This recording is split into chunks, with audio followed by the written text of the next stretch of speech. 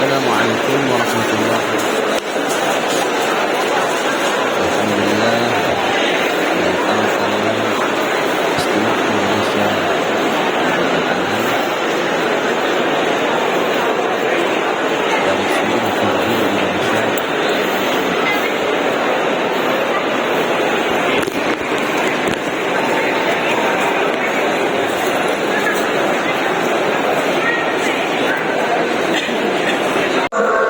Ini udah tempat Sulawesi lagi.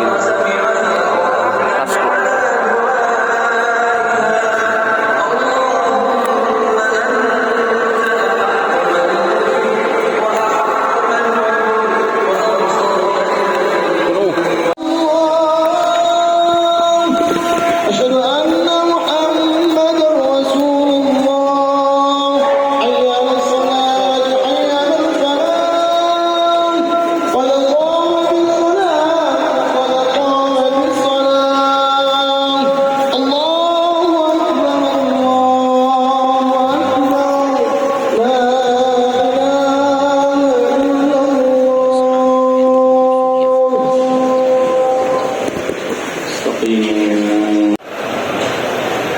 Alhamdulillah, jamaah yang dirahmati dan dimuliakan oleh Allah Subhanahu wa taala, bahwa di hari Jumat yang cerah dan barokah ini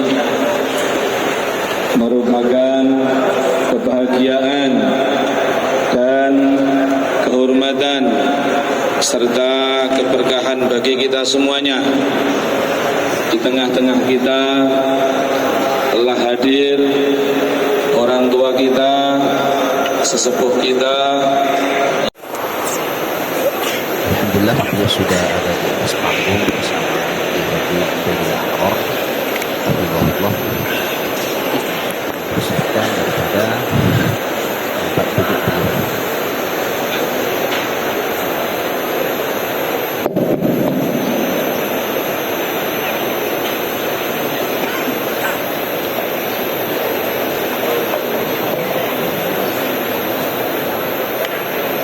Baru saja diantar oleh Gus Mahmud.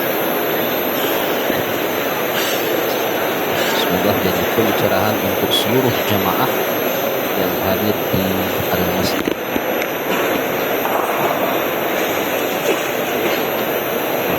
Tabarakallah, yang hadir puluhan ribu, bahkan mungkin ada Allah. Assalamualaikum warahmatullahi wabarakatuh. Waalaikumsalam. Nahmaduhu wa nusalli wa nusallimu ala rasulihil karim, amma ba'd. Teman-teman semua, disebutkan dalam beberapa riwayat hadis, al-barakah fi akabirina. Allah letakkan keberkahan pada para senior, para orang sepuh, pada alim ulama, orang tua. Beliau ini sepuh juga ulama, termasuk pesan Nabi, di antara bentuk dari birrul walidain, berbakti pada orang tua, adalah menyembung teman-temannya orang tua. Maka kami di sini mengumpulkan antara menghormati orang tua, menghormati ulama, dan mengakrabi lagi teman-teman seperjuangan ayah kami dulu, Kiai Zairun dulu. Mari kita bareng-bareng untuk mendengarkan mau'izah hasanah dari beliau, insyaallah. Nasta'inuhu wa nastaghfiruhu wa nastahdihi wa na'udzu bihi min shururi anfusina wa min sayyiati a'malina. May yahdihillahu fala mudilla lahu wa may yudlil fala hadiya lahu. Allahumma salli wa sallim wa barik ala sayyidina wa maulana Muhammad. Jamaah yang saya muliakan, pertama-tama tentu saya bersyukur kehadirat Allah Subhanahu wa taala bahwa pada siang hari ini, setelah kita semuanya selesai menjalankan sholat Jumat,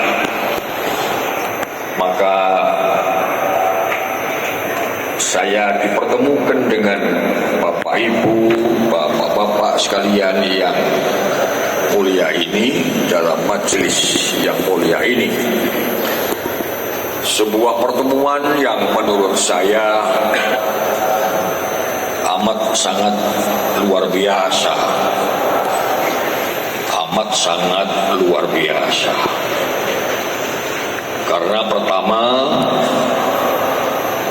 saya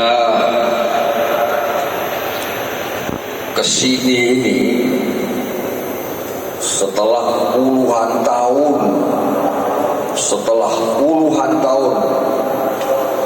yang lalu ketika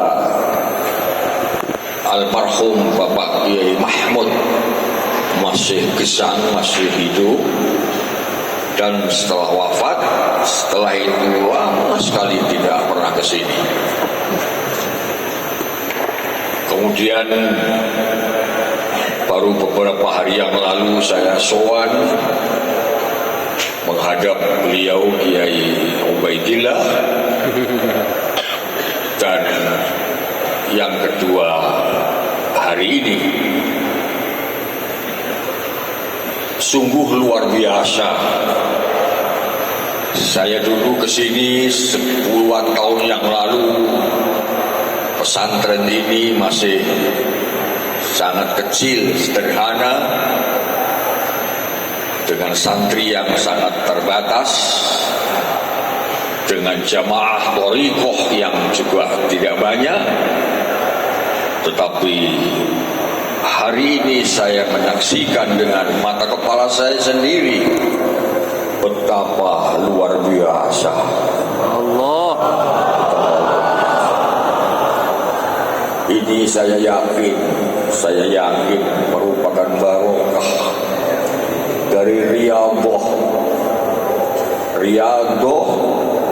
Mbah Kiai Mahmud yang kemudian diikuti dengan keikhlasan yang sangat mendalam, sehingga Riyadhah dan keikhlasan itu diterima oleh Allah Subhanahu wa ta'ala, maka melahirkan buah yang seperti ini. Putra-putra beliau mayoritas hafal Quran, hafal hadis, alim-alim, sampai ke anak cucu beliau-beliau. Masya Allah. Ini luar biasa. Sebuah kenikmatan yang tak ternilai harganya itu apabila kita hidup ini kemudian diberkahi oleh Allah anak-anak yang solih dan solihah. Abah dari Gusubet ini masih hidup. Saya dipertemukan dengan beliau itu dalam sebuah rapat-rapat NU. Saya pengurus NU Kediri, beliau pengurus NU Magetan. Sering ada pertemuan di Pondok Ploso, pertemuan di Sidoarjo, pertemuan di Pondok Genggong, dalam rapat-rapat wilayah. Bahkan sering satu kamar sama beliau. Disitulah kami berkenalan. Saya muda, beliau sudah karena beliau ini Suriah, karena saya masih Tanfidiyah. Saya masih muda, kira-kira umur saya masih 25-an begitu, 25-an 30 tahun lah. Saya sekarang sudah 76, saya sekarang sudah 76. Nah, tentu dulu masih cakep, masih ganteng. Sekarang sudah gak karu-karuan. Tapi gak apalah. Biasa orang itu makin hari makin tua, dan makin tua fisiknya itu makin tidak karu-karuan. Tapi tidak apa, yang penting isinya itu makin baik. Di dalam kamar itu kalau teman-teman sudah pada tidur gitu, habis biasanya rapat selesai jam 11, jam 12 malam selesai, terus balik ke kamar, teman-teman sudah tidur, Kiai Mahmud juga tidur. Masya Allah, Kiai Mahmud itu tidak tidur sebentar, mungkin 1 jam, mungkin 1 jam. Setelah itu jam 2 ke kamar mandi, terus tahajud. Itu sampai subuh, Pak. Sampai subuh. Nah, sementara kami ini, beliau bangun jam 2, jam 3 bangun, terus tahajud, terus wirid sampai subuh. Sementara kami yang muda-muda ini, ya bangun jam 2, jam 3 itu bangun, tapi cuma kencing aja. Kencing, matur gitu, terus tidur lagi. Jadi sampai teman-teman satu kamar itu, hebat banget ini orang Kiai Mahmud ini. Ternyata beliau adalah santri dari Kiai Hasyim Asy'ari. Ya, beliau ini khatam Bukhari dari Mbah Hasyim Asy'ari. Beliau dapat sanad Bukhari sampai kepada muallif dari Mbah Hasyim Asy'ari. Dia mewarisi banyak wirid, ya, banyak sekali aurat langsung dari Mbah Hasyim. Jadi kalau panjenengan mungkin dapat wirid dari Kiai Ubed, insya Allah Kiai Ubed dari almarhum abahnya, dan abahnya dari Mbah Hasyim. Jadi panjenengan ini dekat dengan Mbah Hasyim. Allah. Ya, sanad ilmu panjenengan, teman dapat ilmu dari Gus Bet dari apa dari Mbah Hasyim. Jadi panjenengan ini cucu buyutnya Mbah Hasyim Asy'ari. Insya Allah nanti di surga akan diakui sebagai santri beliau. Insya Allah, insya Allah, insya Allah. Lewat sanad Kiai Ubed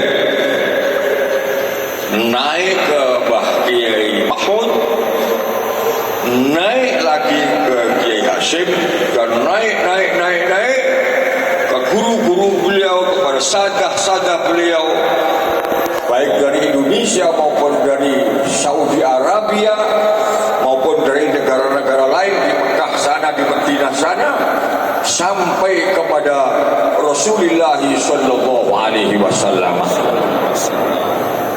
Dan kalau dari Rasulullah ke atasnya kepada siapa? Kepada Jibril. Kepada Jibril. Ya, man kana aduwwan li Jibril fa innahu nazzalahu ala qalbika biidznillah. Itu guru. Pentingnya sanad di sini. Man kana aduwwan li Jibril, barang siapa memusuhi Jibril, kata Allah, maka sebenarnya Jibril lah yang menurunkan wahyu itu ala qalbik, ay fi qalbik, di dalam hatimu Muhammad, biiznillah, atas izin dari Allah.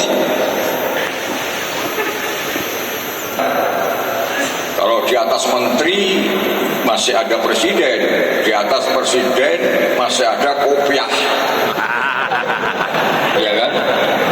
Ini kopiah ini dia kemarin siapa Prabowo presiden kita pidato di United Nations di PBB pakai peci di atas kepala beliau. Nah, dan ternyata peci ini lambang orang beribadah. Artinya orang berpeci menempatkan ibadah di atas segala-galanya. Nah, itu Kiai Mahmud. Ketika berbincang-bincang, ngobrol-ngobrol kecil begitu, sering Mbah Kiai Mahmud itu dawuh, kula niki pengen sangat gadah pondok, gadah santri, gadah alumni kados Mbah Hasyim ingkang manfaat banget untuk Islam dan negara. Ini yang sering diimpikan oleh Mbah Yai Mahmud. Impiannya itu pengen punya anak keturunan, punya santri-santri, punya alumni yang bermanfaat untuk agama bangsa dan negara. Dan ternyata beliau tidak hanya ingin, tetapi kemudian selalu memohon kepada Allah. Dalam munajat beliau, dalam taqarrub beliau kepada Allah, dalam bisik-bisik beliau kepada Allah, selalu itu yang dimintakan kepada Allah. Dan ternyata Bapak Ibu, doa Kiai Mahmud itu diijabahi oleh Allah. Saya yakin bahwa apa yang terjadi hari ini adalah buah dari doa Kiai Mahmud yang diijabah oleh Allah Subhanahu wa Ta'ala. Oleh karena itu, saya bersyukur hari ini bisa ketemu dengan Gus Ubed, dengan